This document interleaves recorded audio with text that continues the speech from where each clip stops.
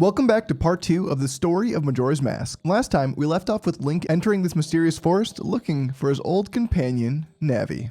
Now, most of Majora's Mask occurs in Termina, and getting there is rather interesting. In the opening cutscenes, we see Link being dragged deep into the forest while holding onto Epona for dear life as Skullkid attempts to use her to escape. However, eventually Link does get thrown off and then has to follow them on foot into a strange tree with these strange mushroom growths. We see Link step inside and fall through some sort of odd trippy sequence before falling on a Deku Flower. Fun fact, Deku Flowers reduce all fall damage to 0, so Link is actually able to land safely without taking any damage. Now, it's unclear what this fall means. It's debatable whether or not that this is the warp point to Termina, because a few moments later, after Link infamously becomes a Deku Scrub, we get this sequence here. The strange sound, the spinning around, reminds us a lot of Forest Temple's magical warping rooms. This could also be the official warping point. Either way, this entire area serves as a terminal bridge between Hyrule and Termina. And once in Termina, you'll notice something familiar. Most of the people running around have a Hyrulean doppelganger, from Anju, her grandmother, heck, even the roof guy is here working part-time. But this isn't the first time Link has encountered a mirrored world. In the encyclopedia, we get a neat diagram of Hyrule and the many worlds tied to it. Lorule is listed as a separate mirrored kingdom.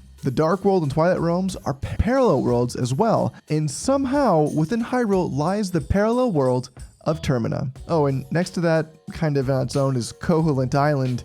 We'll get to that one eventually. In the last video, we mentioned that Navi may have gone to the heavens, as was stated in the encyclopedia. Of course, that's debatable, as it never says this in the game, but if true, the heavens are represented here too, right by the Minish world. So Termina lies somewhere within, or is at least accessible within Hyrule, and this is where many people disagree about where and how it exists. Some people think that it's all in Link's mind, as he struggles with death. The encyclopedia, which is far from canon, also has an interesting theory. It states the combination of the Skullkid's burdened heart and evil magic within the mask transforms the world into the land of Termina, where they were constructed from the Skullkid's memories and delusions. Now, this is a wild theory. Nowhere in the game does it say this or even hint at this. So, as far as we know, Termina is a parallel world that simply exists to mirror Hyrule. Not to say the mask couldn't have that much power. There's just no proof. The Hyrule Historia, on the other hand, is far more vague on the topic of Termina, and rightly so. It merely mentions that the people here are similar to the Hyrulean counterparts, but that things feel odd and twisted. But it is interesting that this world is similar to Hyrule, like most parallel or mirrored worlds. And it's not just its people that are similar, but the themes and powers as well. Let me explain. The Triforce found in Hyrule is a magical item, forged long ago in mysterious ways. It holds unlimited power and grants a wish to the one who touches it. In most games, we have an evil force, like Ganon, who wishes to use the item for evil and tries to destroy the world as we know. Now, compare that to Majora's Mask, where we too have an ancient item, forged long ago in mystery, that holds incredible power. In fact, the manga says that the mask can grant any wish you desire. Of course, this could just be a way of saying it allows you to do anything you want due to its power, but I digress. Unlike the Triforce, which is virtuous, the mask is pure evil, and like a mirror, this world reflects and opposites that of the Triforce in the mask. Pretty interesting. So back to the game. Link encounters Skullkid, who reportedly gets rid of Epona somewhere in Termina, and then uses the power of Majora's Mask to transform Link into a Deku Scrub,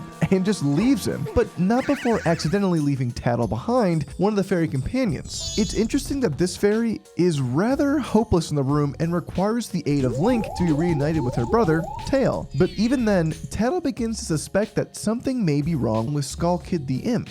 Now, we know that this fairy is very different from Navi, and the influence from Tattle comes from a popular manga and anime in Japan, which I'll cover in one of my shorts. Needless to say, Tattle is brash, rather unhelpful at times, and rude. She joins Link just until she gets what she wants, which is to be reunited with her brother. Link, meanwhile, at this point has become an entirely new species by the power of Majora's Mask, and is seemingly cursed. Not too long after forging this temporary alliance with Tattle, do we encounter a small dead-looking tree-like scrub. Little did we know, this creature had died or was likely murdered by Skullkid, who then subsequently consequently use their body and spirit to transform Link into his new Deku form. Though we don't know the details, we do know that Link can only transform in other species from masks that have the soothed souls of those recently deceased within them. This topic is a tad complicated, but suffice it to say, the scrub was somehow sacrificed in order to transform Link into the scrub. What's more interesting is how this Deku scrub got here. Can anyone access this terminal place between worlds? Anyway, navigating past the scrub, Link then goes through this twisting corridor which shoots him out into Termina, more specifically the clock tower to Central Clocktown. And this is where we see a majority of our doppelgangers, but there are quite a few new faces as well. Talking to everyone around town will give us clues as to what's going on, and there has been a growing fear of the moon above, which, not counting its crazy face, is getting closer and closer each day. The moon would finally be at its closest, crashing down just on the eve of the festival set to occur in 3 days, which is one of the game's central themes. Many inhabitants also mention Skullkid's misdeeds and hijinks, which leads us to a very important question. Where is Skullkid from? A little further into the game, when Link goes to enter the southern Woodfall region, we get this cutscene where we see Skullkid here hiding from a storm, all cold and wet inside of a tree,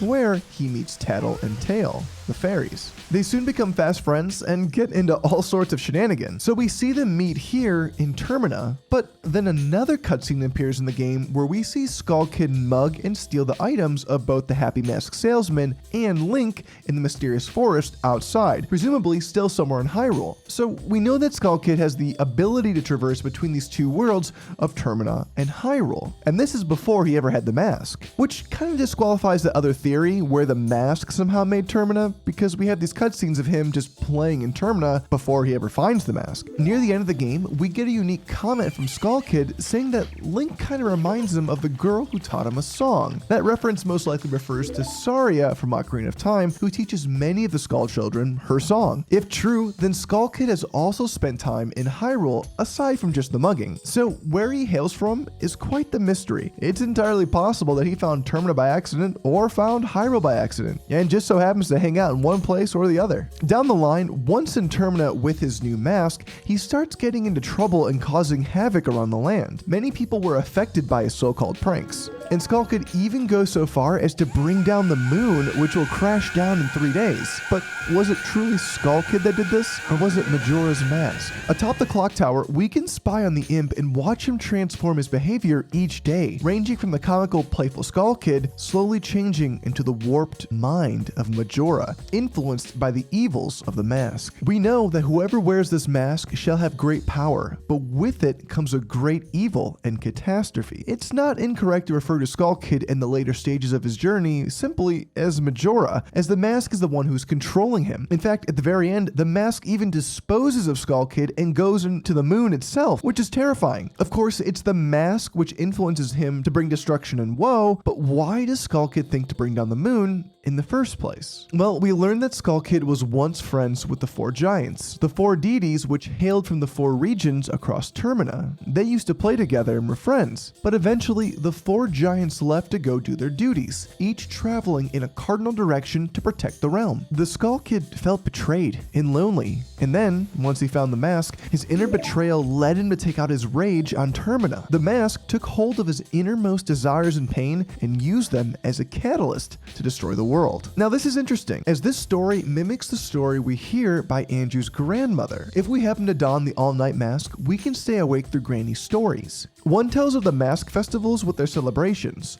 but the other tells of the 4 giants. In this story, the 4 giants had a friend, an imp, which, side note, we hear various characters calling our Skullkid the imp. The giants and the imp would play and were best friends, until the giants decided that it was their time to guard the realm. Back then, all of Termina was one place, but the 4 giants took 100 steps in each cardinal direction into their own domains and created 4 new worlds or regions. The imp was saddened by this. He felt neglected and spread his anger across the worlds of Termina. The people, overwhelmed by this sadness, called the 4 giants for help, and the giants awoke and said, "We are the protectors of this world," and forced the imp to leave, else they'd tear him apart. The imp was so frightened that he left for the heavens, and peace was restored. So the story goes. Now, this mimics our story almost identically, except for a few details. There was no mask in the original tale, and the Skullkid in our story never returns to the heavens.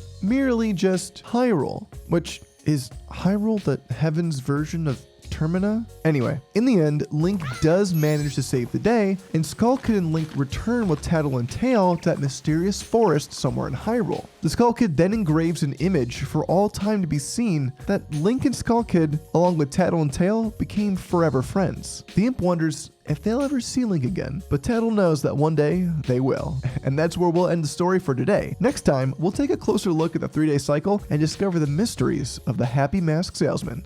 I'm Brando. See you later.